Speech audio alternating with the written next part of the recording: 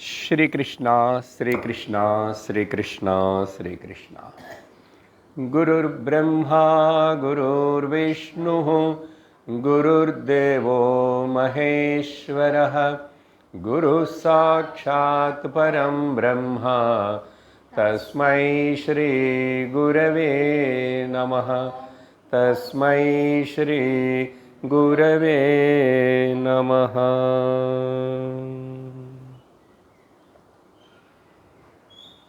हरि ओम तत्सत्।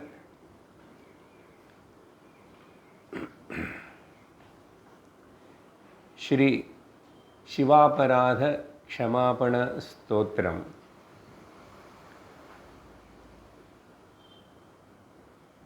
சிறந்த வாழ்வுக்கான வழி அப்படின்னு சொல்லி சில வாரங்களுக்கு முன்னாடி நம்ம இந்த வகுப்பு ஆரம்பிச்சிருக்கோம். அதிலும் இந்த சிவாபராத க்ஷமாபண ஸ்தோத்திரத்தை நம்ம படிக்க ஆரம்பித்தோம்.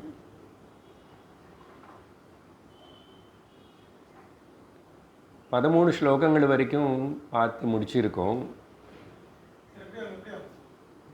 14, 15 இன்னும் ரெண்டு ஸ்லோகங்கள் பார்க்கணும். சிறந்த வாழ்வுக்கான வழி அப்படின்னு சொல்லும்போது ஆரம்பத்தில் இன்ட்ரடக்ஷனில் நிறைய பேசியிருக்கேன். நீதியான தார்மீகமான வாழ்வு முறை, the righteous religious lifestyle, நீதியான தார்மீகமான நீதியான மதபரமான, நீதி என்னாவே தர்மம், நீதியான மதபரமான வாழ்க்கை முறை லோகத்தில் பெரும்பாலும் நிறைய பேருக்கு இது தெரியாது. நிறைய பேருக்கு இந்த விஷயம் அவங்க காதில் உளுறதில்லை, அவங்களுக்கு தெரியாது, அனுசரிக்கிறதில்லை. அதனால் மனுஷ ஜன்மத்துடைய இந்த சரீரத்துடைய முக்கியத்துவம், அடைய வேண்டிய சாதிக்க வேண்டிய விஷயத்தை அவங்க சாதிக்க முடியாமல் வீணாக போயிடுது வாழ்க்கை. ஆனால் கொஞ்சம் பேர் ரொம்ப லேட்டாக ரிக்ரெட் ஆகிடுவாங்க. அந்த ரொம்ப லேட்டாக ரிக்ரெட் ஆகிறதுக்கு பேர் வருத்தப்படுறதை. வருத்தப்பட்டு நானே இப்படி இருந்தேன், நானே இப்படி செஞ்சேன், நானே அப்படி இருந்திருக்கக்கூடாது, நானே அப்படி செஞ்சு இருந்திருக்கலாமே அப்படின்னு சொல்லி ரொம்ப லேட்டாக மேக்ஸிமம் பீப்புள் அப்படி ரொம்ப லேட்டுன்னா எப்போ? ரிட்டையர் ஆனதுக்கப்புறம். ஆனால் எங்கோ வெரி ரேர்லி, ஆச்சரியமாக ரொம்ப சின்ன வயசுலேயே இந்த விஷயம் புரிஞ்சு அனுசரித்து நீதியான மதபரமான வாழ்க்கை வாழ்கிறதுனால வர பலத்தினை அவங்க ரொம்ப சீக்கிரமே அடைவான். இல்லை ரொம்ப சின்ன வயசுலே கூட அப்படி அவங்களுக்கு விவேக வைராக்கியங்கள் வரும். இப்போ நான் சொன்ன முதல் அவங்க ரிட்டையர் ஆகிற வரைக்கும் கூட விவேக வைராக்கியம் வரதில்லை. விவேக வைராக்கியம் வரலன்னா ஞானத்துக்கு ஸ்கோப்பே கிடையாது.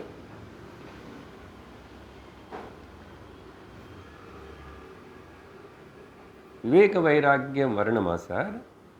ஞானம் அடையணுமா? எதுக்கு? நான் தான் வாழ்ந்துட்டுருக்கேன்ல, நல்ல மனிதனாக வாழ்ந்துட்டுருக்கேன்னு நினச்சிக்கிறான். அதுதான் நான் இந்த கொட்டேஷன் இன்னைக்கு கொஞ்சம் மாற்றி சொல்லியிருக்கேன். சிறந்த வாழ்வுக்கான வழின்னு சொன்னால் நீதியான மதபரமான மதம் அனுசரிப்பான், மதத்தில் இருப்பான். அவனுடைய திருஷ்டியில் மதம்னு சொன்னால் கடவுளை பூஜிக்கிறது மட்டும் மதம்னு நினச்சிக்கிறான். அதனால தான் முன்னாடி தார்மீகமான மதபரமான த ரைச்சுவஸ் ரிலீஜியஸ் லைஃப் ஸ்டைல் நிறைய பேருக்கு தெரியாது, இருக்க மாட்டான். வாய்ப்பு கிடைக்கல, சூழ்நிலை அப்படி இருக்கும். பிறந்தே யாருக்கும் வீட்டில் இது தெரியாது.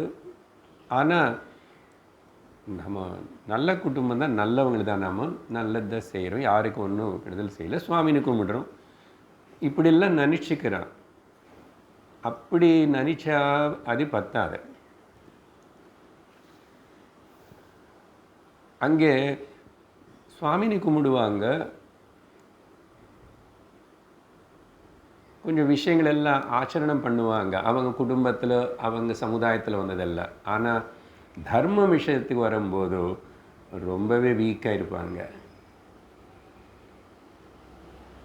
தர்மம் என்பது உள்ள இருக்கிற ஒரு மனோநிலை. அது அங்கே அது புரிஞ்சுக்கிட்டு அனுசரித்த உள்ள அந்த கருத்து அது வெளியில் தானாகவே நல்ல செயலாக வந்துடும். நல்ல விதமான வாழ்க்கை நடத்துகிற பிரவர்த்தனை கூட வரும். புரியுறதுன்னு நினைக்கிறேன். இப்போ விவேக வைராக்கியம் ஏற்படணும். இது சிம்பிளாக இன்னொரு விதமாக சொல்கிறேன். வேதாந்தம் கேட்கறதுனால உங்களுக்கு இப்போது நான் முதல்ல சொன்னது எல்லோருக்கும் புரியும். இப்போ இன்னைக்கு புதுசாக வந்து உட்கார்ந்தா கூட புரியும். வேதாந்தத்தில் என்ன சொல்லுவோம்னா, பகவத்கீதை வேறு எங்கே பார்த்தா கூட கர்மயோக ஒடுங்க செஞ்சோமா, அந்த பக்தி யோகம் உபாசன யோகமனு பக்தி யோகம்னு சொல்லப்படுற அது ஒடுங்க செஞ்சோமா. கர்மயோக பக்தி யோக ஒடுங்க செஞ்சிருந்தா விவேக வைராக்கியங்கள் வந்திருக்கணும். சித்தம் சுத்தி ஆயிருக்கும். சித்த சுத்தி ஆனவனுக்கு விவேகம் ஏற்படும். அதனால வாழ்க்கையோட லட்சியம் என்ன, நான் யாரும் எங்கேருந்து வந்தேன், எதுக்கு வந்தேன், இல்லை நானும் எனக்கு சுற்றி இருக்கிற உலகம், அப்புறம் மூணாவது ஈஸ்வரனை, இந்த மூணு பற்றி எனக்கு ஒழுங்காக புரிஞ்சதா அப்படின்னு சிந்தனை வரும். அந்த சிந்தனை வர்றதுக்கு அந்த மனசு பக்குவமாக இருந்தால் தான், ஓரளவு சுத்திப்பட்டு இருந்தால் தான் வரும். அந்த சித்த சுத்திக்கு இப்படிப்பட்ட ஒரு சிந்தனை வர்றதுக்கு வாழ்க்கையோட லட்சியம் என்ன நிஜமாக கேட்டு பார்த்தா அப்படின்னு சிந்திக்கிறேன்னா அவனுக்கு மனசு கொஞ்சம் சுத்தமாக இருந்திருக்கணும். அப்படின்னா கர்ம யோக பக்தி யோகா இந்த ஜென்மத்திலேயோ ஆரம்பத்திலேயோ இல்லை முன்னாடி ஜென்மத்திலேயோ கடைசியிலையோ அப்படி பண்ணி அது இங்கே ஒரு குறிப்பிட்ட சமயத்தில் அது ஃப்ரெக்டிஃபை ஆகும், பலன் கொடுக்க ஆரம்பிச்சிடும். இன்னும் சுலபமாக இன்னொரு விதமாக சொல்கிறேன். சரி, நான் நல்ல வாழ்க்கை வாழ்கிறேன், நான் மதத்தை நம்புகிறேன், கடவுளை நம்புகிறேன், நான் குட் பர்சன் அப்படின்னு சொல்கிற அவனும் சாஸ்திர ரீதியில் பார்த்தா, இப்போ நான் சொன்ன கருத்து வேதாந்தபரமாக அது இதையும் சாஸ்திரம் தான், அதையும் சாஸ்திரம் தான். சாஸ்திரத்தோடைய முன்பாகம் தர்மசாஸ்திரம் எது சொல்கிறதோ அங்கே வர்ண தர்மம் சொல்லப்பட்டிருக்கு, ஆசிரம தர்மம் சொல்லப்பட்டிருக்கு. வர்ண தர்மமும் நாங்கள் சரியாக அனுசரிக்க முடியல. பேருக்கு இந்த வர்ணத்தில் பிறந்தேன் சொல்லிக்கிறதுக்கு, அப்ளிகேஷன் எழுதுறதுக்கு my caste is this, my sect is this. சரி, வர்ண தர்மம் கொஞ்சம் எல்லாமே இன்டர்மிக்ஸ் ஆகி அப்படி இப்படி இருக்கு. பகவத்கீதை கிருஷ்ணருடைய உபதேச வழியில் பார்த்தா கூட நமக்கு உன்னுடைய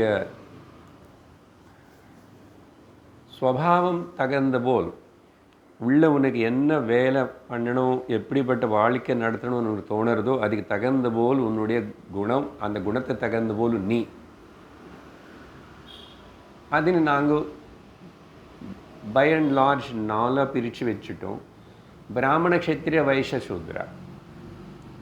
இது ஷியர் ஒரு மனிதனுடைய உள்ள அவனுடைய ஸ்வபாவம் குணத்துக்கு தகுந்த போல் அவனுடைய இன்டென்ஷன்ஸ், அவனுடைய ஆம்பிஷன்ஸ், அவனுடைய வே ஆஃப் லிவிங் அண்ட் செய்கிற தொழில் இதெல்லாம் சேர்ந்ததை தவிர வெளியில் நம்ம நினைக்கிற நிறைய கட்சிக்காரர்களோ படித்தவங்களோ பேசுகிற அந்த ரிலிஜியனோ கேஸ்ட்டோ அது எதுக்குமே சம்மந்தம் இல்லைங்க. சரி, அதையாவது என்னுடைய ஸ்வபாவம் என்னுடைய நேச்சருக்கு தகுந்த போல் நானும் அப்படி வாழ்கிறானா, அப்படிப்பட்ட தொழில் செய்கிறானா, அது கூட சந்தேகம்தான். அது கொஞ்சம் கஷ்டம்தான் சார் அப்படி இருந்தால் கூட. எதுக்குன்னா உன்னை ஸ்வபாவத்துக்கு தகுந்த போல் உன்னோட தொழில் செய்யணும். 4 விதமான ஸ்வபாவங்கள் இருக்குது. 3 குணங்கள் 4 பிரிஞ்சு பார்த்தா க்ஷத்திரிய வைஷ்ய சூத்ரா, பிராமண க்ஷத்திரிய வைஷ்ய சூத்ரா. அவங்க 4 பேருமே அவங்க செய்கிற ஸ்வதர்மம் ஸ்வகர்மத்தினால அவங்க ஈஸ்வரனுக்கு பூஜை செய்கிறாங்க. அதே பூஜை, அதே கண்ட்ரிபியூஷன். இந்த கான்செப்ட் தெரியல. சரி, ஆசிரம தர்மம் ஏதாவது ஃபாலோ பண்ண முடிஞ்சதா? வாழ்க்கையை 100 வருஷமாக எடுத்துட்டா 25 25 25 25 100 இருந்தால் படிப்பு எல்லாம் எடுத்து வேலைக்கு தேடிட்டு கல்யாணம் பண்ணி அங்கே வரைக்கும் 25 வருஷம் போயிடுது. அடுத்து 25 வருஷம் கிரகஸ்தனாக இருப்பேன். பெரும்பாலும் எல்லோரும்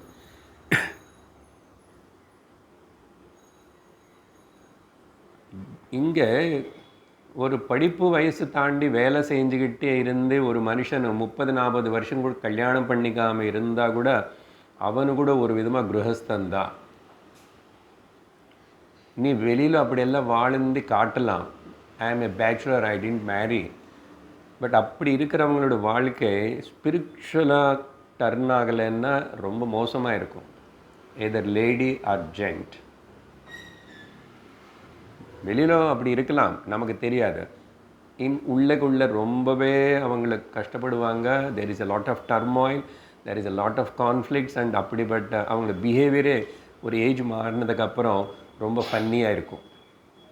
அப்போது ஏஜ் தாண்டி எல்லாம் ஆனதுக்கப்புறம் தே கோ இன் ஏ ராங் வேஸ். நிறைய அப்படி தான் இருக்கும். பட் சாஸ்திரம் சொன்னபடி பார்த்தா கிரகஸ்தா, தென் வானப்பிரஸ்தா, ரியல்லி ரிட்டையர்டு. வானப்பிரஸ்தன்னா ரியல்லி ரிட்டையர்டு.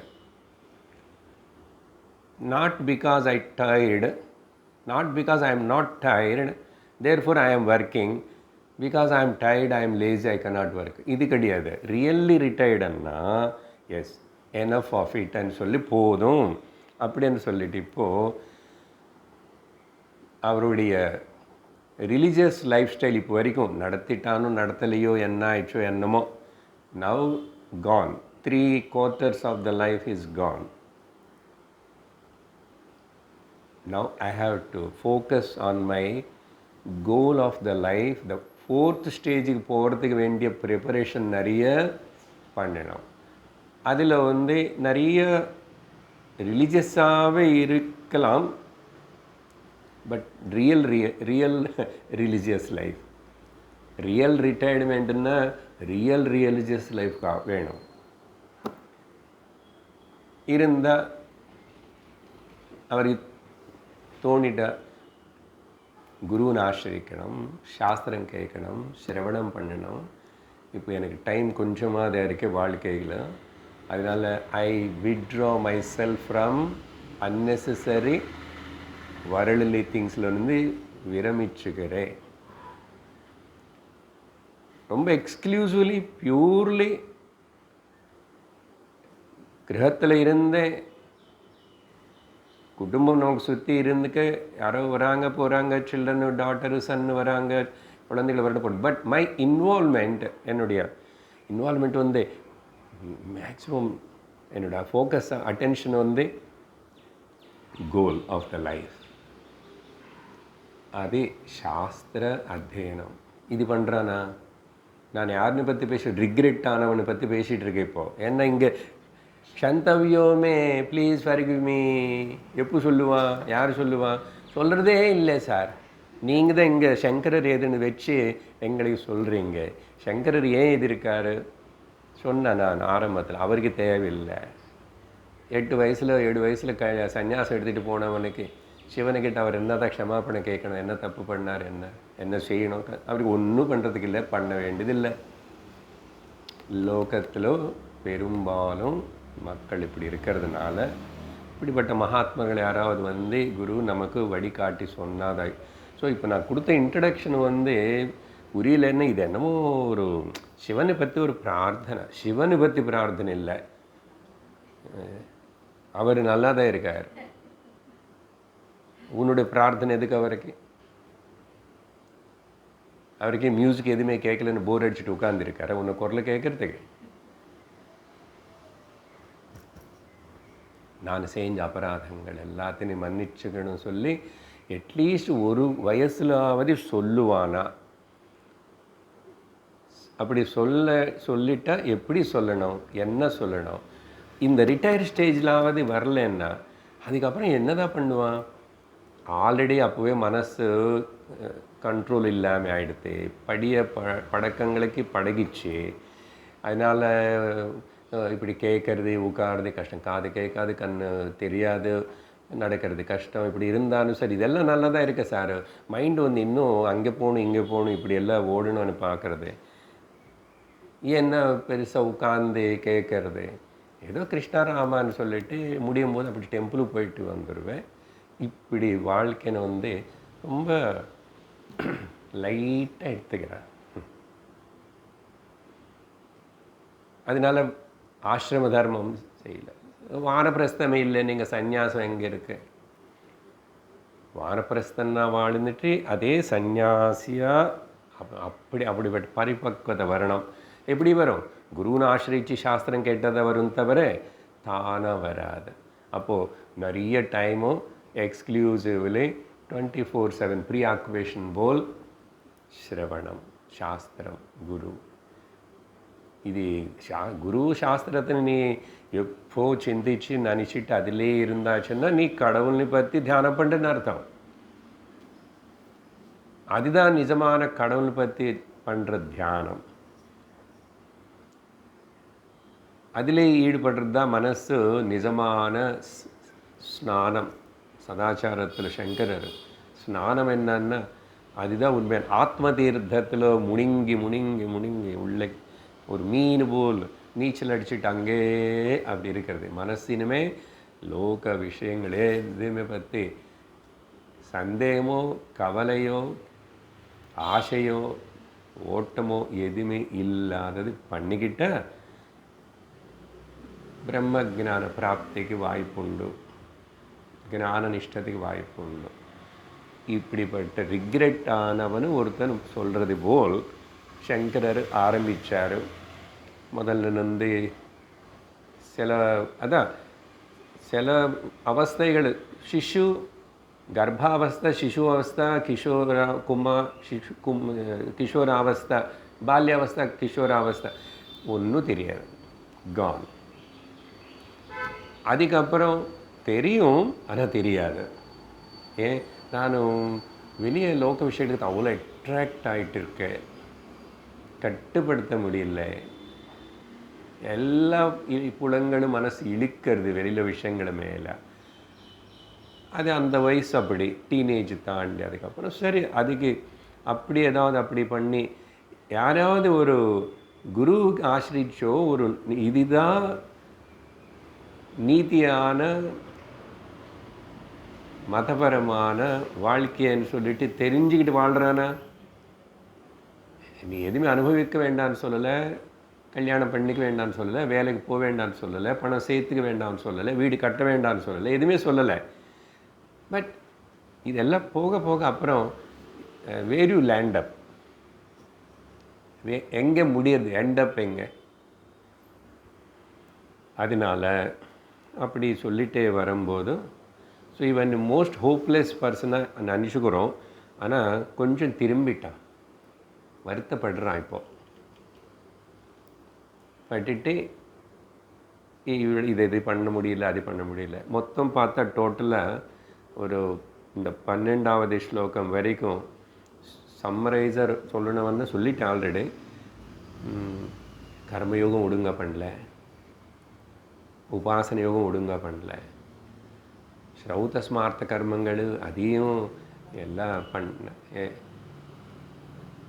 அதையெல்லாம் பண்ணி அதுக்கப்புறம் ஆக்சுவலாக சித்தசுத்தி அடையணும், அதையும் அடையலை.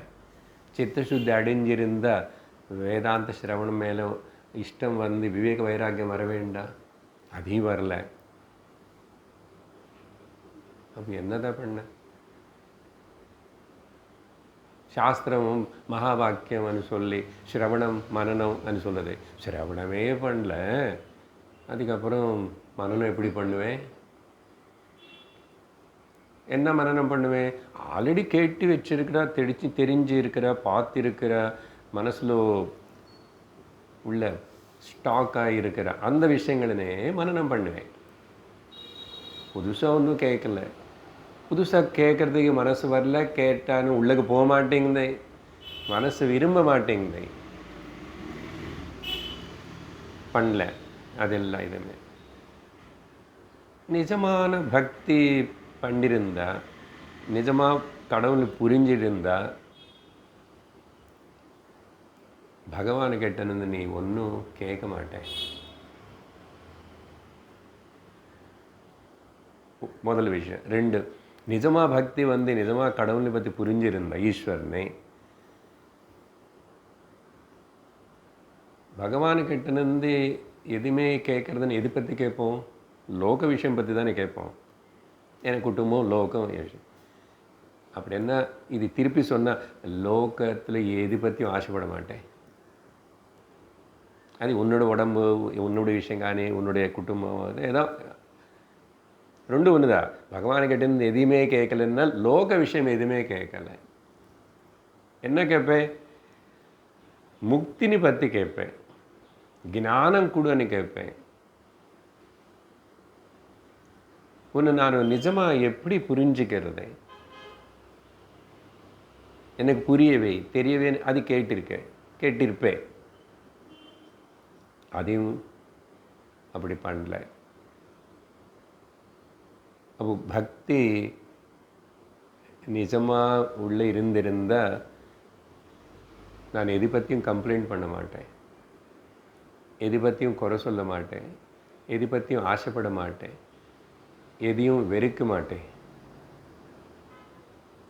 இது என்ன? இந்த லட்சணங்கள் எல்லாம் ஞானி லட்சணங்கள் தான்.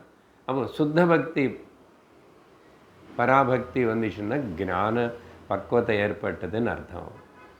அப்புதா அனன்யா சிந்தையந்தோமா ஏஜனா பரியுபாசத்தை, இந்த ஸ்லோகங்களோட அர்த்தமெல்லாம் ஒழுங்காக புரியும். அப்போதான் தெரியும், நாள் முழுசாக காலையிலேருந்து ராத்திரி வரைக்கும் நான் செய்கிறதெல்லாம் யஜ்னந்தா, ஈஸ்வர அர்ப்பணந்தா. நான் என்னை வயிற்றுக்கு சம்பாதிச்சுக்கிறேன், அது எப்படி ஈஸ்வர அர்ப்பணம் ஆகிடும்? இப்படியெல்லாம் சந்தேகங்கள் வரும். பகவத்கீதையில் நிறையாவே பேசியிருக்கோம். இப்போ கூட இன்னும் 18வது அத்தியாயம் அந்த செகண்ட் ஹாஃப் அது ரொம்ப திரும்பி கிளாரிட்டி கொடுக்கும். அதுதான் விஷயம் இப்போது டிஸ்கஷன் போயிட்டுருக்கு. இங்கிலீஷ் கிளாஸ் 45th ஸ்லோகா அங்கெல்லாம் திரும்பி அங்கே இதே விஷயங்கள் தான் வரும். இதே விஷயம் தான். கர்மயோகமே திரும்பி எப்படி பக்தி யோகமாக எடுக்கணும். அப்போது கர்மயோகமாக பக்தி யோகமாக நீ வாழ்க்கை நடத்திட்டு இருந்தால் அது உன்னோட ஸ்வதர்மமே பூஜை. ஒன்று வளர்த்தி விட்டுடும், மேலைக்கு தூக்கும், ஆன்மீக வளர்ச்சி கண்டிப்பாக வரும். சரி, இப்படி நமக்கு ஒரு கிளியர் பிக்சர் கிடைச்சது, வாட் இஸ் வாட். இப்போ ரிக்ரெட் ஆகாததில் 2 வகை இருக்கு. இப்போ என்ன பண்ண முடியும்? சரீரம் போகிறது, நிறைய எனக்கு கையில் ஒன்றும் இல்லை, இப்போது என்னால் ஒன்றும் பண்ண முடியாது. அந்த ரிக்ரெட்னால கவலைப்படுறது. Worry is different and regret is different. Regret అనేది வருத்தப்படுறது అనేది செய்ய வேண்டியது செய்யலை, ஏன் செய்யாமல் போயிட்டேன் அப்படின்னு சொல்லிட்டு அதை பற்றி அப்படின்னு நினச்சிக்கிறது, வருத்தப்படுறது, ரிக்ரெட். அப்படியே உட்காந்து ரிக்ரெட்டே பண்ணிட்டு இருந்தால் என்ன பிரயோஜனம்? இருக்கிற கொஞ்ச நேரம் இருக்கிற கொஞ்சம் சக்தினே முழுசாக ஈஸ்வரன் பக்கம் திருப்பு. இது எப்போ ஒரு நாள் அப்போ பண்ணுவேன். இப்போது நான் நல்லா தானே இருக்கேன், நல்லா தான் சாப்பிட்டுட்ருக்கேன், நல்லா தான் நடந்துட்டுருக்கேன், நல்லா தான் எல்லாம் அப்படின்னு நினச்சிக்காத. அதெல்லாம் நல்லா இருக்கும்போதே இது கொஞ்சம் சரியாக பண்ணணும், அப்போ தான் பிரயோஜனப்படும். தவிர இந்த மாதிரி 80 வயசு 90 வயசில் 75 தாண்டினதுக்கப்புறம் நான் உட்கார்ந்துட்டு அது கேட்குறேன் இது கேட்குறேன், என்னதான் புரியும்? ஒன்றும் புரியாது. நிறைய பேர் கேட்கலாம், புரியணும் அப்படின்னு சொன்னால் அந்தளவுக்கு குரு மேலே பக்தி சரணாகதி இருந்திருக்கணும். ஆனால் காணும் அப்படி இருக்கிற போல் பெரும்பாலும் அவங்க ஏதோ உட்கார்ந்துட்டு கேட்டுட்டு போனால் போதும் நினைக்கிறாங்க. குருக்கிட்ட ஒரு கேள்வி கேட்க மாட்டுறாங்க, ஒரு சந்தேகம் தீர்த்த மாட்டாங்க. கிட்ட போனால் எதுக்கு வம்பு, தூரம் அப்படி நமஸ்காரம் பண்ணி போவாங்க. ஆனால் ஒரு திருப்தி, எனக்கு ஏதோ ரொம்ப தூரம் போக வேண்டாம், பக்கத்தில் தான் அப்பப்போ அப்படி நடந்து வருவேன், அதனால் கடிச்சது இப்படி நினச்சிட்டு இருந்தால் என்னதான் ஞான நிஷ்டை வரும்? அப்படி கூட சில பேருக்கு வர முடியாமல் நடுவில் டிஸ்கண்டினியூ ஆகி போயிடுறாங்க, நம்ம பார்க்குறோம். ஏன்னா அதுக்கப்புறம் முடியல. மனசு ஒத்துக்கலையா சரீரம் ஒத்துக்கலையோ எனக்கு தெரியாது. அவங்க பேசினா தானே, வரலன்னு மட்டும்தான் எனக்கு தெரியும். ரெகுலராக வரதில்லைன்னு மட்டும் தெரியும். ஸோ மிஸ்டேக் எல்லாம் யாருக்கிட்ட இருக்குது? எனக்கிட்ட தான் இருக்குது. அதனால தான் என்னோடய மிஸ்டேக்ஸ் எல்லாம் அட்லீஸ்ட் மன்னிச்சுடுன்னு ஒரு வேளை இனிமேல் இப்போ பண்ண முடியலன்னா இது மட்டுமே சொல்லிட்டு அடுத்த ஜென்மத்தில் ஒழுங்க கொஞ்சமாவது ஏதாவது பகவான் என்ன இவ்வளோ வருத்தப்பட்டுட்டு சந்தவ்யோமே அபராதக சிவ சிவ சிவ சம்போ அனி சொல்லிகிட்டே இருக்கல்ல, பார்ப்போம். நான் வாய்ப்பு கொடுக்குறேன் உனக்காண்டி கொடுப்பார். ஆனால் அந்த டைமில் திரும்பி உடனே மறுபடியும் ஞாபகம் வராது. இப்படி தான் எத்தனை ஜென்ம கோட்டு விட்டுட்டோம், பங்கடிச்சிட்டோம். சரி, 12வது ஸ்லோகத்தில் ஆக்சுவலி உங்களுக்கு கொடுத்த அந்த பிடிஎஃப் கீழே எழுதியிருக்காங்க, there are different variation of printings அப்படின்னு சொல்லி. அப்படின்னா எனக்கு தெரிஞ்சு 12 ஸ்லோகந்தான், ஆனால் சில இடத்துல 15 இருக்குது. இப்போது உங்களுக்கு கொடுத்த பிடிஎஃப்பில் 18 இருக்குது. சரி, எப்படியும் மொத்தத்தில் அப்படி இப்படி நான் நடுவில் வரிசையாக எடுத்தேன். கீழே எழுதுறாங்க அங்கே சில வாட்டி இந்த ஆர்டர் கூட மாறி இருக்கும். அதனால தான் ஒரு சகுண விஷயம் பற்றி ஸ்லோகம் வருது, உடனே அப்புறம் கொஞ்சம் நிர்குணம் பற்றி அப்படியெல்லாம் வருது. ஏன் இப்படி மாறி மாறி வருது? சிலதெல்லாம் பார்த்தா இதுக்கு சேர்ந்தது மாதிரி இல்லையே, யாரோ சேர்த்துட்டாங்க நடுவில் அப்படின்னு இருக்கும். சரி, பரவாயில்ல, எல்லா ஸ்லோகத்துக்கும் ஏதோ அர்த்தம் இருக்கும். நம்ம இன்றைக்கி இந்த சிவாபராத க்ஷமாபண ஸ்தோத்தனை முடிவு செய்ய போகிறோம். அதனால் முக்கியமான 15 ஸ்லோகங்களுக்குள்ளே இருக்கிற இன்னும் 2 ஸ்லோகங்கள் பார்க்கணும். 12, 13 கடந்த சத்சங்கத்தில் என்ன சொன்னது சுருக்கமாக ஞாபகப்படுத்துகிறேன். 12வது ஸ்லோகத்தில் பகவான் சிவனுடைய அழகான சகுண ரூப வர்ணனம். சகுண ஈஸ்வர தியானம் பக்தி கண்டிப்பாக ஒரு மனுஷனுக்கு சாதகனுக்கு வேணும். ஆரம்பத்தில் அங்கே தான் சந்திரோத்பாசித சேகரே ஸ்மரஹரே கங்காதரே சங்கரே सर्पै भूषितकण्ठकर्णविवरे नेत्रोत्थवैश्वानरे युगले दन्तित्वकृतसुन्दराम्बरधरे त्रैलोक्यसारे हरे मोक्षार्थं कुरु चित्तवृत्ति மமலாம் அச்சலாம் அந்யைஸ்து கிம் கர்மபி. இந்த வரி நமக்கு முக்கியம். ஆಮೇಲೆ சிவபெருமானை பற்றி பகவான் எப்படி என்ன வர்ணிச்சிட்டாரு என்னமோ அது இருக்கட்டும். நான் அதனால தான் அது எப்போவுமே போன கிளாஸில் ஒரு பாடலாக பாடியிருக்கேன். அது கொஞ்சம் இன்னும் கேட்குறது நல்லா இருக்குது. சங்கரா சந்திரசேகரா கங்காதரா சுமனோகரா பாஹி மாம் பரமேஸ்வரா கிரிஜேஷ ஓம்காரேஸ்வரா ஓ சங்கரா. பாடல் கேட்டிங்க, ஆனந்தப்படுங்கோ. ஸ்லோகமும் பேப்பர் பார்க்காதுங்கோ, மூடுங்கோ. பேப்பர் மூடுங்கோ, ஒன்றும் வேண்டாம், பொண்ணு வேண்டாம், பேப்பர் வேண்டாம். பகவான் நாமம் சொல்லும் போதே இப்படி ஒரு ஐடென்டிஃபிகேஷன் வரணும். சிலது அர்த்தம் தெரியும், ஏன் பாடலாக பாடுறோம் அந்த ராகத்தில்னா இன்னும் கூட மனசு அப்படியே அந்த ராகத்துடைய மகிமை, அந்த பாடல் அது என்ன போது இன்னும் அப்படி அட்ராக்ட் ஆகும்.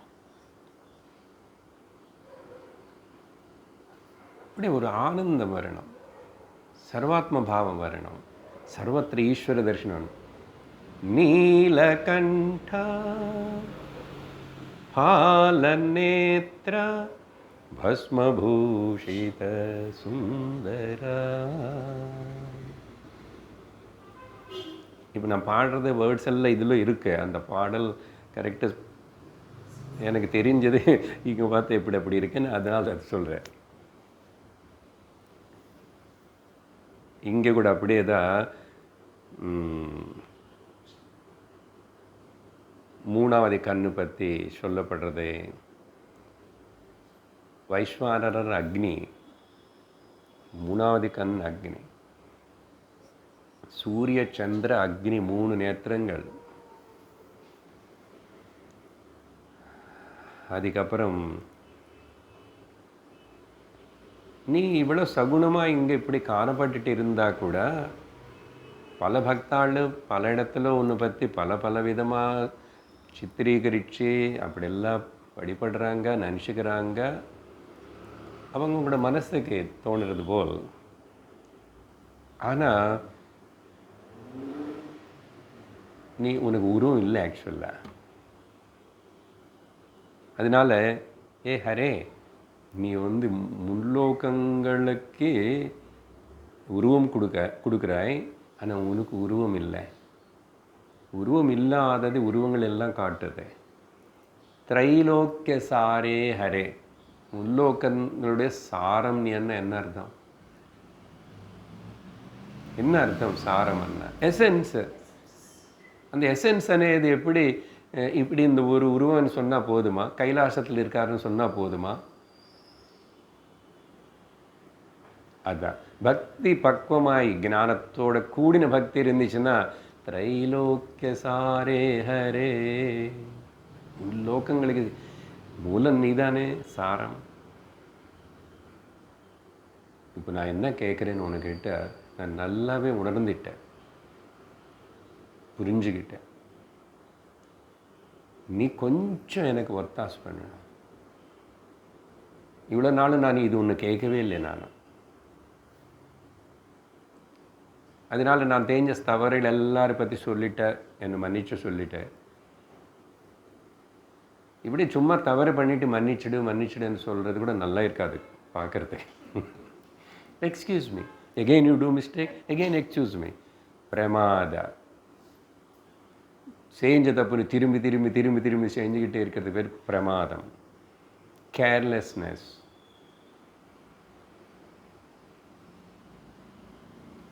அதனால் மோக்ஷார்த்தம் குரு சித்த விருத்தி மச்சலாம். மோக்ஷார்த்தத்துக்காக இப்போ தெரிஞ்சது, மோக்ஷந்தான் பரம புருஷார்த்தம்.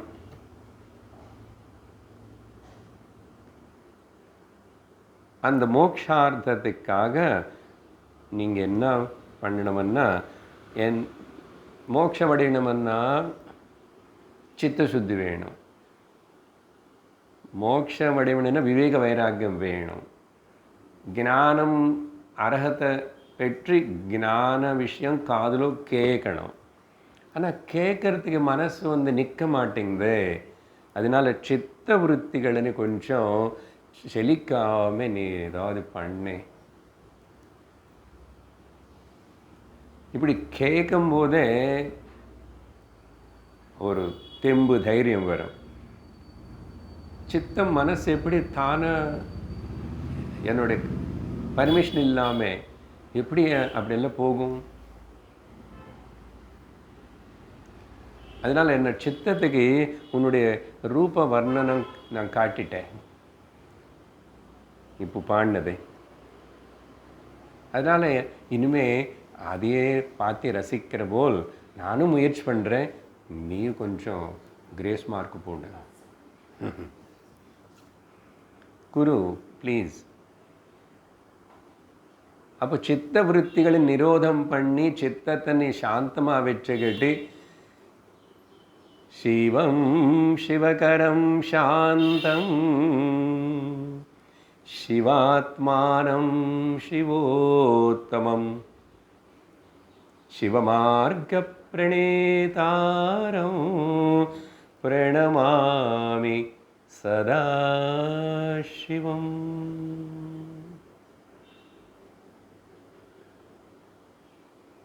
அப்போ அந்த சித்தம் அப்படியே அச்சலமாயிடுது, செஞ்சலத்தை போயிடும். அச்சலாம் குரு. அது செழிச்சு அப்படி இப்படி போகாமல் எனக்கு பண்ணணும். அது பண்ணால் போதும். நான் வேறே எதுவுமே கேட்கல உனக்கிட்ட.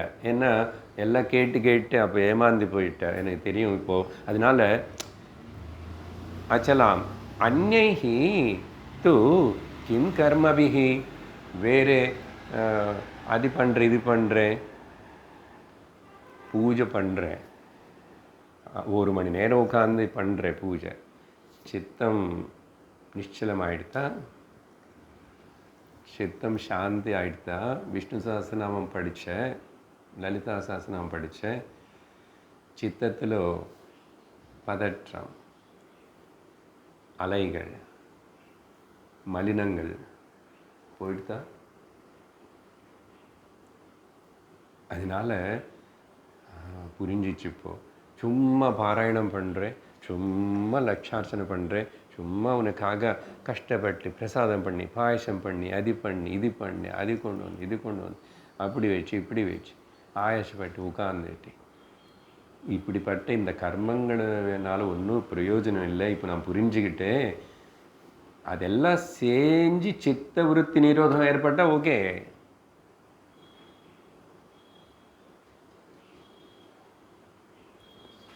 சரி, தினந்தோறும் கோயிலுக்கு போகிறவங்க சில பேர் இருக்காங்க. நீங்களும் கூட சில வாட்டி அப்படி போயிருப்பீங்க, இல்லை அப்பப்போ போவீங்க, எத்தனோ வருஷமாக போகிறீங்க. ஆனால் இப்போ இந்த வேதாந்த சாஸ்திர சிரவணம் சத்சங்கம் பண்ணும்போது வந்த அளவுக்கு உங்களுக்கு நிம்மதி, சாந்தி, தெளிவு, விவேகம், வைராக்கியம் இது முன்னாடி வந்துச்சா? அப்போ எதுக்கு அதெல்லாம் அப்படின்னு கேட்டால் வேஸ்ட்ன்னு சொல்லலை. இப்போ எதுக்கு இனிமேல் எனக்கு கிம் கர்மபிஹி அந்நைஹி. ஆனால் ஆரம்பத்தில் வேணும். அதாவது பண்ணி போகிறானே கோயில் கடவுளை நம்பி, அதனால் அவங்களையும் நம்ம உடனே இப்படி ஆகணும்னு சொல்லலை. இப்போ final goal I last attempt என்ன மோட்சார்த்தம் கோசம் நான் இப்போ வாழ்க்கை I have to focus now itself. அது 60 50 ரிட்டையர் ஆகிட்டானா இல்லையா அப்படியெல்லாம் கணக்கு பண்ணக்கூடாது. இப்போ நல்ல முகூர்த்தம். இப்போ இதில் போஸ்ட்போன் பண்ணுறதுக்கு ஒன்றும் கிடையாது. அப்படின்னு சொல்லி 12 பார்த்தோம், 13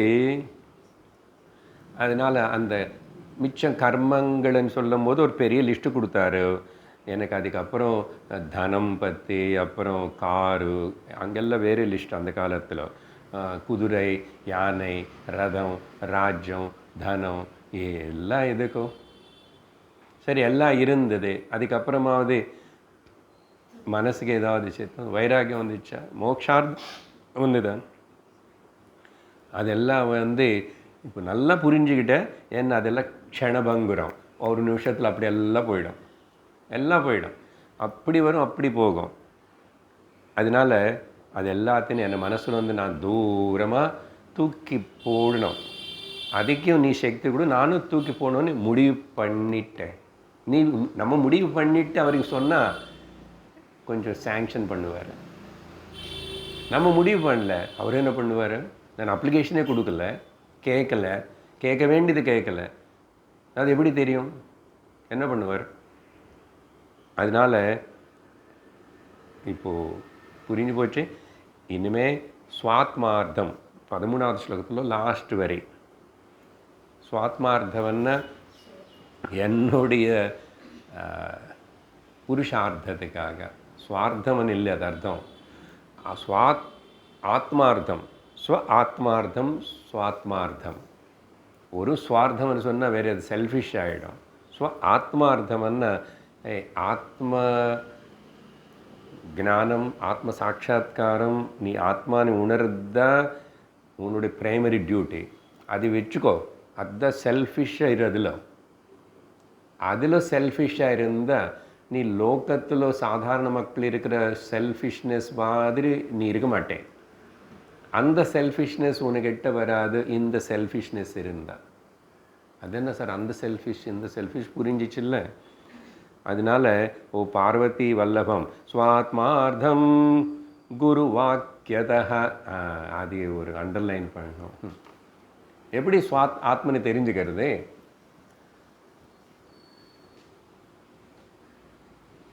மணிக்கணக்கில் சொல்லி சொல்லி சொல்லி சொல்லி நேற்று கொடங்காட்டி, எத்தனை வாரமாக கொடங்காட்டி காட்டி கொடைப்பிட்டு அப்படி சொல்லி உலகமெல்லாம் நாமரூபம் மித்யா, இது நிஜம் இல்லை அப்படி இல்லை, குரு சொல்லியே புரியுறதில்லைன்னா அப்புறம்.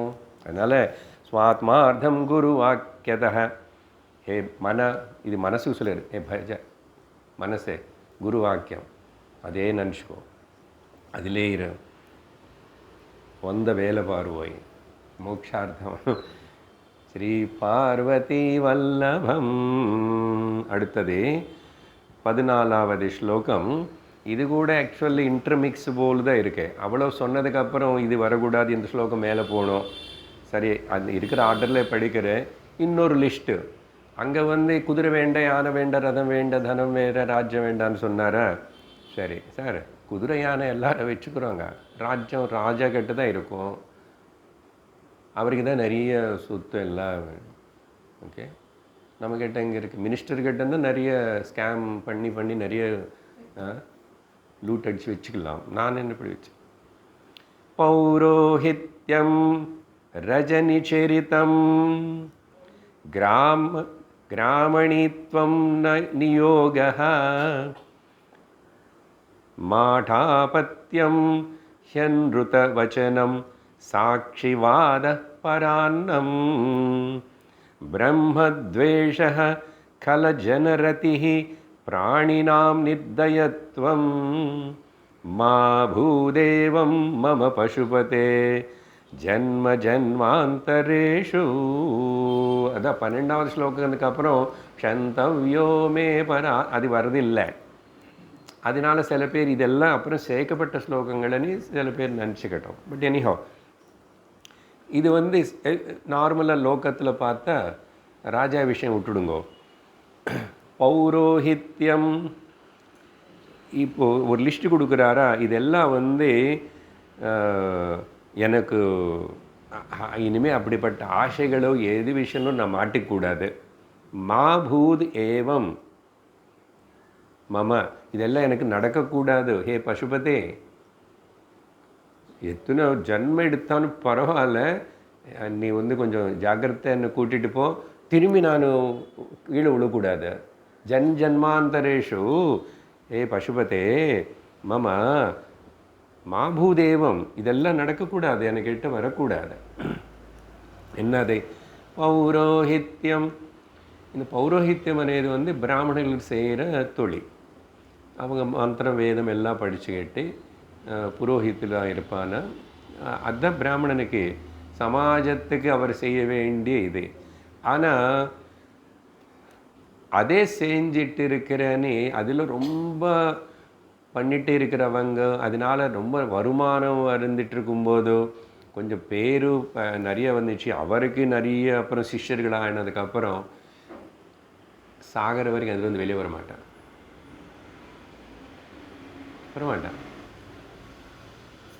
ஏன்னா அது அவ்வளோ அட்ராக்ஷன் இருக்கும். நிறைய பேர் கூட்டிகிட்டு இருப்பாங்க, அசல் டைமே இருக்காது அவங்களுக்கு. நல்லா வைக்கிறவங்க கொஞ்சம் பேர் தான். அந்த இடத்துல அந்த ஏரியாவில் அவர் ரொம்ப பாப்புலரு, அவர்னு தான் அவர் சொல்லுவாங்க, கூப்பிடுவாங்க. இப்படி எக்கச்சக்கமாக வாரம் முடிச்சா கூட்டிகிட்டே இருப்பாங்க. அங்கே போகணும் இங்கே போகணும் பத்தாது, அவருக்கு அசிஸ்டன்ஸ் வச்சுக்குவார் எல்லாம். அப்புறம் தட்சிண வருமானம் வந்துகிட்டே இருக்கும். இவங்களே ஃபிக்ஸ் பண்ணுவாங்க, இல்லைன்னு அவங்க கொடுப்பாங்க. அந்த பணம் வந்துகிட்டே இருக்கும்போது போதும் அது சொல்லக்கூடிய திறமை வேணும். வேண்டிய அளவுக்கு இருக்குன்னு சொன்னால் நிறைய பேர் இந்த விஆர்எஸ் வாங்கி ரிட்டையர் ஆகிறவங்களை வந்து கவர்மெண்ட் வேலைன்னு யார் அவங்கக்கிட்ட இருந்து பண்ணுவாங்க.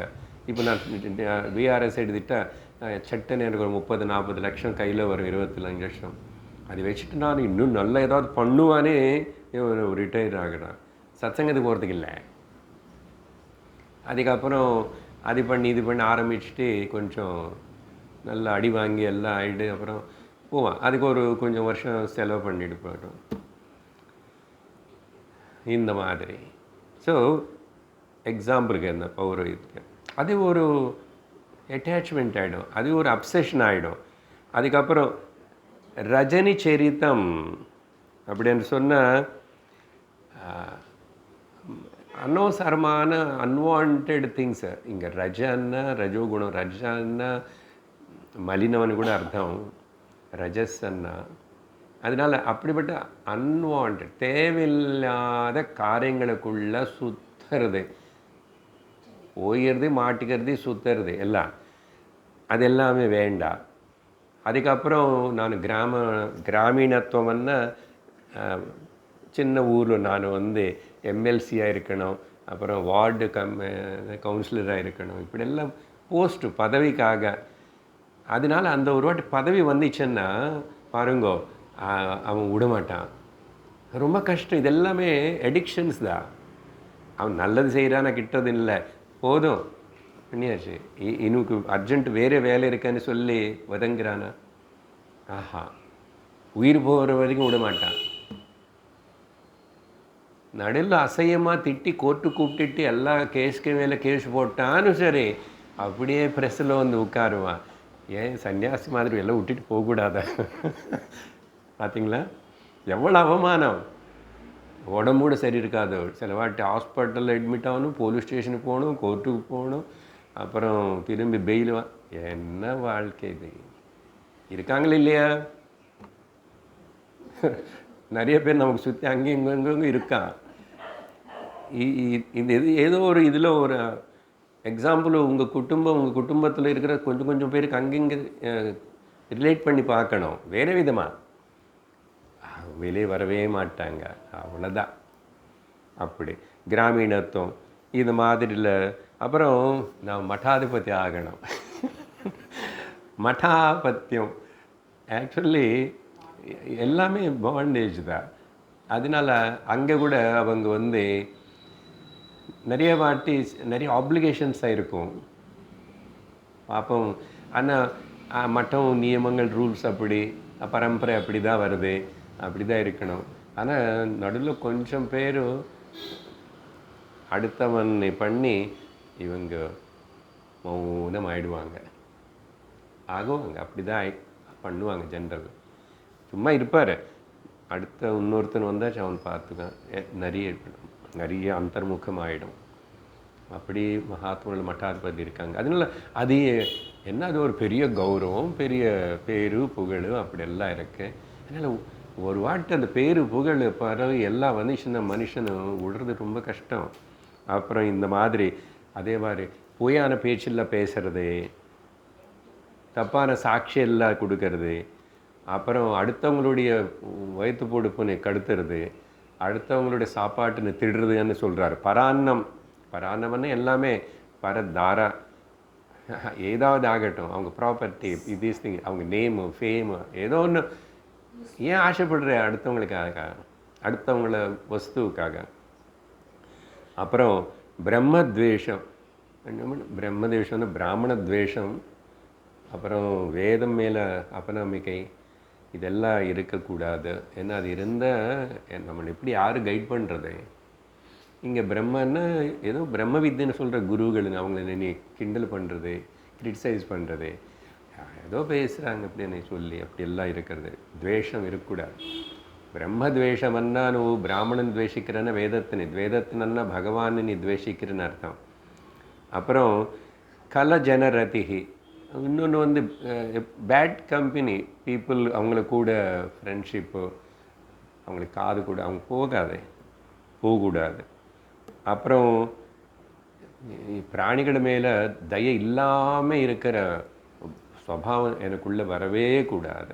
நிர்தயத்துவம் எந்த பிராணியானாலும் சரி அது மேலே அப்படிப்பட்ட இது வரக்கூடாது. நிர்லட்சம், இதெல்லாம் எனக்கு எந்த ஜென்மத்தில் கூட என் மனசில் இதெல்லாம் இல்லாமல் செய்யன்னா புத்திரேஷனா வித்தேஷனா லோகேஷனான்னு பிருகதாரண்யகத்தில் யாக்ஞவல்கர் சொன்னது போல் இதெல்லாம் ஒரு லிஸ்ட்டு விவரமாக 4-5 எக்ஸாம்பிள் கொடுத்தாரு. நம்ம எல்லாத்தையும் சேர்த்துக்கணும்.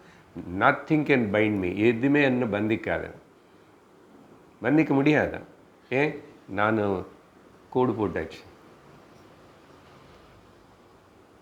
இனிமேல் நான் இது தாண்டி போகக்கூடாது, அது என்கிட்ட தாண்டி வரக்கூடாது. நான் போகிற வழி வேறு, நான் செய்ய வேண்டிய காரியம் வேறு, என்னோடய லட்சியம் வேறேன்னு முடிவு பண்ணவனு தான் தீவிர முமுக்ஷு.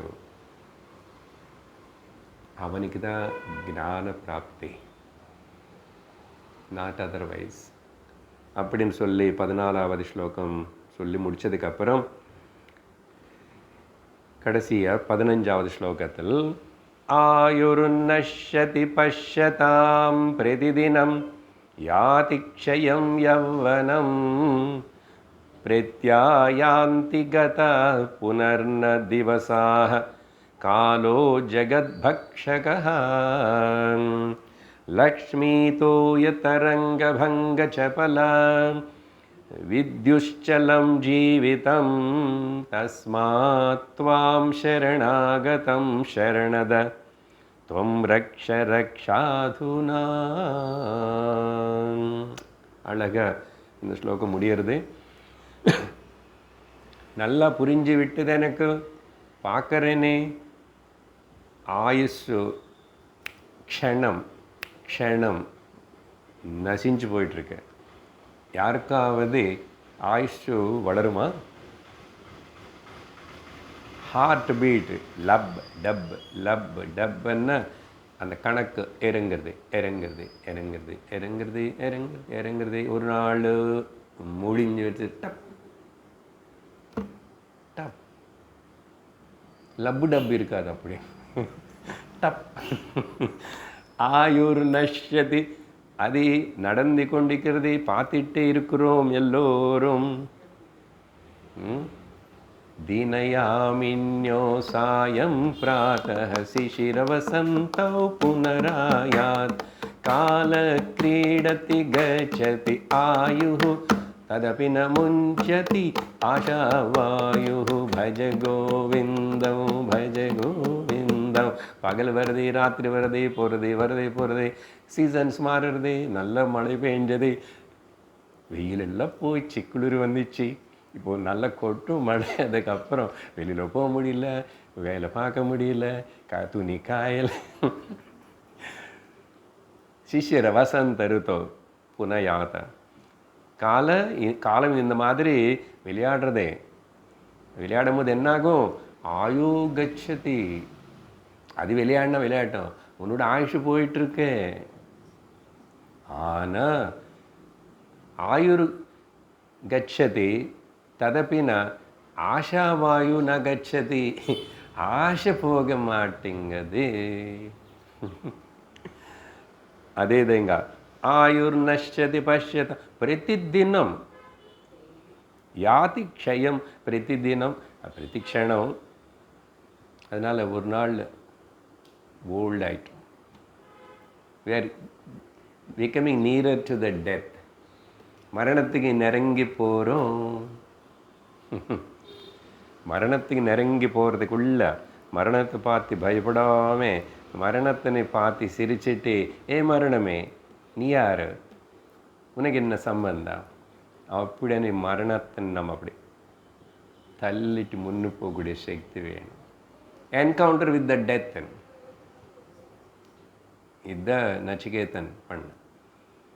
யாருக்கு மரணம்? இது பெரிய சவால் இல்லையோ? வாழ்க்கையில் வயசாகி மூப்பு வந்து வியாதி வந்து வயசாகும் போதும் இட்ஸ் அ பிக் சேலஞ்ச். ரொம்ப கஷ்டம் எதிர்க்கிறது. அது போயிட்டு இருக்கிறவங்களுக்கு போனவங்களுக்கு தான் தெரியும். தூரமாக இருக்கிறவங்களுக்கு அவங்களுக்கு தெரியாது.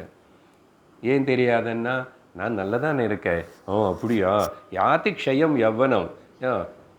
உன்னோட யவ்வனம் கூட யூத்னஸ்ஸு, உன்னோட ஆரோக்கியம், உன்னோட அழகு, உன்னோட ஸ்ட்ரென்த் எல்லாமே அதையும் க்ஷீணிச்சிட்டு தான் இருக்கின்றது. அதனால் ரொம்ப ஆட்டம் போடாதே, கர்வப்படாதே.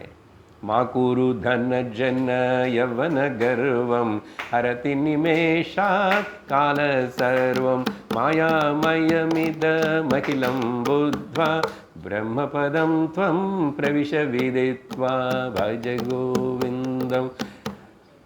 இந்த ரமணாலயத்தில் முதல் ஆரம்பித்த சத்சங்கம் அதே அன்றைக்கே புரிஞ்சிருந்தா 8 வருஷமோ 6 வருஷம் எனக்கு ஞாபகம் இல்லை. ஐ திங்க் இங்கே இருக்கிறவங்களும் அந்த அம்மா ஒரு மத்தர் தான் இருந்திருக்கணும். மோஸ்ட் சீனியர் அம்மா தொடர்ந்து வந்துட்டுருக்குறாங்க. ரொம்ப சந்தோஷம் எனக்கு. இல்லை, தொடர்ந்து வரணும்னு ஒரு ஆசை இருக்கணும், உடம்பு ஒத்துழைப்பு கொடுக்கணும், குடும்பத்தில் மேக்ஸிமம் வந்துகிட்டே இருப்பாங்க. அதான் வேணும். அப்போ தான் கொஞ்சமாவது புரிஞ்சிட்டு நமக்கு பிரயோஜனப்படும். சரி, யவ்வனமோட க்ஷீணிச்சு போயிட்டு இருக்க, கர்வப்படாதே, ப்ரௌட்னஸ் வேண்டாம். பிரத்யாயாந்தி கதாக புனः திவசா. போனது வராது. இப்போ 6 மணி போயிடுச்சு இல்லை, நீங்கள் எல்லோரும் 6 மணிக்கு வந்தீங்க, திரும்ப அந்த 6 மணி வருமா? ஒரு க்ஷணம் நீங்கள் வந்து திரும்பி போயிடுச்சு கொண்டு வா, கொஞ்சம் சேர்த்துக்கணும். சேர்க்கவே முடியாது. ஃபோனில் டேட்டா முடிஞ்சு போச்சுன்னா திரும்பி எனக்கு டேட்டா முடியுறதாம்மா, நாளைக்கு எனக்கு மெசேஜ் வந்துட்டுருக்கேன், அதுக்கப்புறம் கட்டு.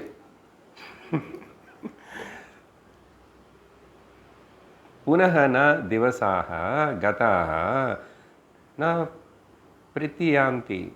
திரும்பி வராது போனது. அப்போ என்ன ஆயிட்டு இருக்க? காலக பக்ஷத்தை ஜகத் பக்ஷகா காலக. జగత్తు మొత్తాన్ని ప్రతి క్షణం అంద్ర కాలాగ్ని రుద్రాయ నీలకంఠాయ మృత్యుంజయాయ. அது இல்லாத காலாக்னி காலம் ரூபத்தில் இருக்கார் சிவன் ருத்ரன். அது யாரும் நிறுத்த முடியாது. கிருஷ்ண அவதாரம் எடுத்துகிட்டு வந்தாலும் மாற்ற முடியாது, நிறுத்த முடியாது. ராமரே அவதாரம் எடுத்துகிட்டு வந்தாலும் மாற்ற முடியாது, நிறுத்த முடியாது. அது பிரகிருதி நியத்தி, அது அவ்வளோதான். அது பிரகிருதி நியமங்களை நியமித்த ஈஸ்வரனே அது உல்லங்கனம் பண்ணலாமா, வைலேட் பண்ணலாமா? பண்ண மாட்டார், பண்ண முடியாது. அதனால் அது கச்சிதமாக அப்படி தான் நடக்கும். ஜகத்தின் மொத்தத்தினே சாப்பிட்டுட்டே இருக்கிறது காலமனே ஈஸ்வர ஸ்வரூபம். கீதையிலோ விஸ்வரூபம் காலோஸ்மி ஜெயக்ருத் பிரபுத்தா. காலம் ரூபம்ல நானே இருக்கேன். ஒரு பக்கம் பார்த்தா அமிர்தம் நான் தான், இன்னொரு பக்கம் பார்த்தா காலமும் நான் தான். காலம்னா மரணம்.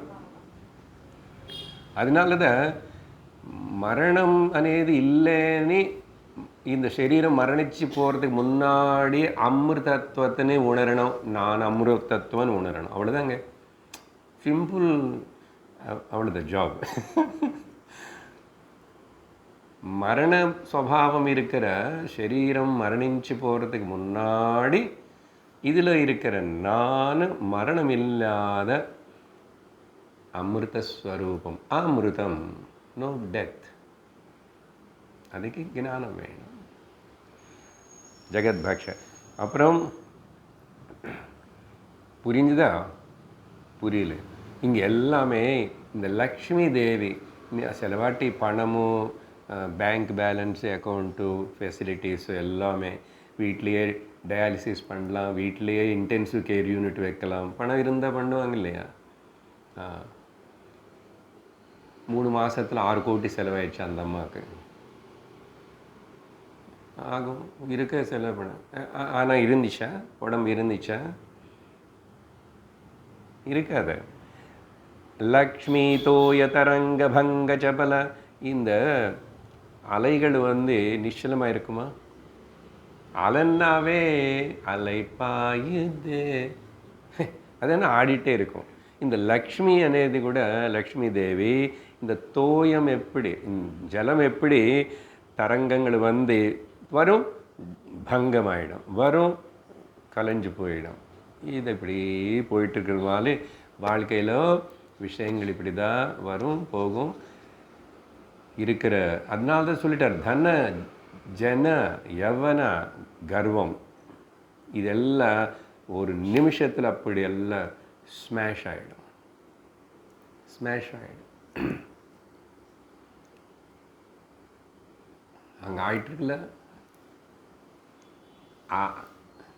தோற்று போயிட்டான். அது ஒரு விஷயம்.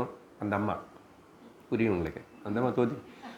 இப்போ அங்கே உள்ள எல்லாமே கடவிட கச்சாம்புச்சாய் எல்லாம் பிரிஞ்சு போய் எல்லாம் விட்டுட்டு போகிறாங்க, தனியாகிடுறாங்க. இவ்வளோ நாள் என்னோடய லாயலிட்டிஸ் எல்லாரும் என்னுடைய கட்சிக்காரன் என்ன ஆயிடுச்சு, இன்னும் என்னென்னமா நடக்குமோ. ஆனால் அப்போ எப்படிலாம் பேசிட்டான், அப்பா என்னை மிஞ்சி ஒரு ராணி கிடையாது. எவ்வளவு அகங்காரம். அது இப்போ கூட போய் போதுமனே நிம்மதியாக இருப்பானோ? இருக்காது. அது அப்படி தான் போகணும். அப்படி திரும்பி ஆயிட்டான்னா அப்பா விட்டி கொடுத்தா என்ன ப்ரிஸ்டேஜ், எப்படி விட்டி கொடுப்பே? உயிர் போனான்னு விட்டி கொடுக்க மாட்டேன்னு தானே லோக்கத்தில் நிறைய பேர் சவால் விடுறாங்க. அப்பா பெரிய ஆளு நீ, உயிர் போனான்னு விட்டி கொடுக்காது, வச்சுக்கோ, ஏன் வச்சுக்கோ நீயே. லக்ஷ்மி ஸ்தோய தரங்க பங்க ஜபலா. இன்னொன்று வித்யுச்சலம் ஜீவிதம். இந்த ஜீவிதம் வாழ்க்கைன்னு இது ஒரு மின்னல் போல். சாயங்காலம் வந்துச்சே, மின்னல் எவ்வளோ நேரம் வரும்? ஒரு மின்னலை நீங்கள் எவ்வளோ நேரம் பார்க்க முடியும்? அது வந்துச்சான்னு சொல்கிறது அது கண்ணு முடிக்குங்க. அது க்ஷணமானு கூட சொல்ல முடியாது. மேபி இன்னொரு மின்னல் வரலாம். அந்த மின்னல் வந்துச்சு, ஆனால் டக்குன்னு ஆகாசம் மொத்தம் காணப்பட்டது. எவ்வளோ நேரம்?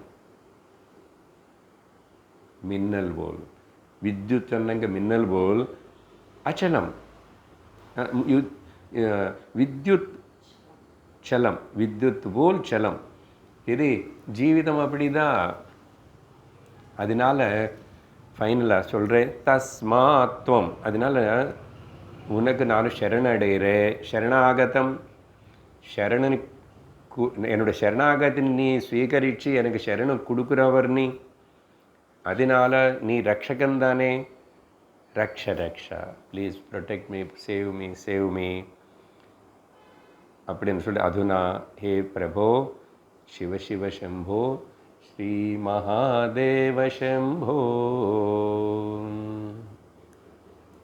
அதனால் உயிர் போகிற சமயத்தில் யார் ரட்சிப்பாங்க? கேவலம் ஈஸ்வரா பக்தி. அப்போ தான் மரண பயம் இல்லாமல், மரணம் అనేది இல்லாமல் நம்ம ஞானத்தோடு சரீரம் விட முடியும். இப்படி ஸ்ரீ சிவாபராத க்ஷமாபண ஸ்தோத்திரம், இது ஒரு ஸ்தோத்திரமாகவே பார்க்காம நம்ம ஆதிசங்கர்னால் எழுதப்பட்ட அழகான கருத்துக்களின் எல்லாத்தையும் வச்சுக்கிட்டு விஷயம் என்னான்னே ரொம்ப விஸ்தரித்து அப்படி இப்படி பார்த்து நாம் சிறந்த வாழ்வுக்கான வழி அப்படின்னு சொல்லி இனியோட இது முடிஞ்சு விட்டுறது பகவான் கிருபனால.